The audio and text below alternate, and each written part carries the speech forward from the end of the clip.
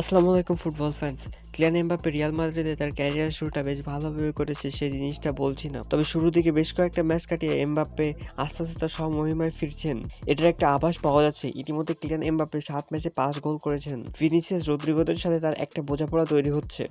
Jude Bellingham, Fred ভালভার্দের মতো প্লেয়াররা তাকে পিছন থেকে সাপোর্ট দেওয়ার চেষ্টা করছেন এবং এই সিজনের শেষ হলে দেখা যাবে কিলিয়ান এমবাপ্পের গোলের ঝুড়িটা অনেক ফুলে ফেঁপে উঠেছে। এই জিনিসটা এই মুহূর্তে আশা করাই যায়। তারপরেও এইখানে আর কয়েকটা কথাবার্তা না বললেই নয়। যেমন এই মুহূর্তে একটা ছবি স্ক্রিনে দেখতে পাচ্ছেন যেখানে সর্বশেষ ম্যাচের কোনো একটা মোমেন্ট ক্যাপচার করা হয়েছে, যেখানে এনরিক অসাধারণ একটা গোল করেছে ডি বক্সে অনেকখানি বাইরে থেকে। চ্যাম্পিয়ন লিগের অভিষেক ম্যাচে দুর্দান্ত একটি গোল পেয়েছে তিনি। এনরিকও যে আছে তার প্রমাণ করে দিল এই গোলের মাধ্যমে এনরিক নিজে। কিলিয়ান এমবাপ্পে সেখানে নেগেটিভ টাইপের একটা অ্যাটিটিউড দেখিয়েছে সেটা মোটেও বলছি না। এটা জাস্ট একটা ক্যাপচার, একটা স্ন্যাপশট। এটা সেভাবে কিছু মিন করে না কিলিয়ান এমবাপ্পেকে কেন্দ্র করে বিতর্ক তৈরি করার এমন টাইপের ছবি দিয়ে সুযোগ নেই, যদিও টুইটারের বিভিন্ন প্ল্যাটফর্মে এমন টাইপের ছবি শেয়ারিং দেখছি।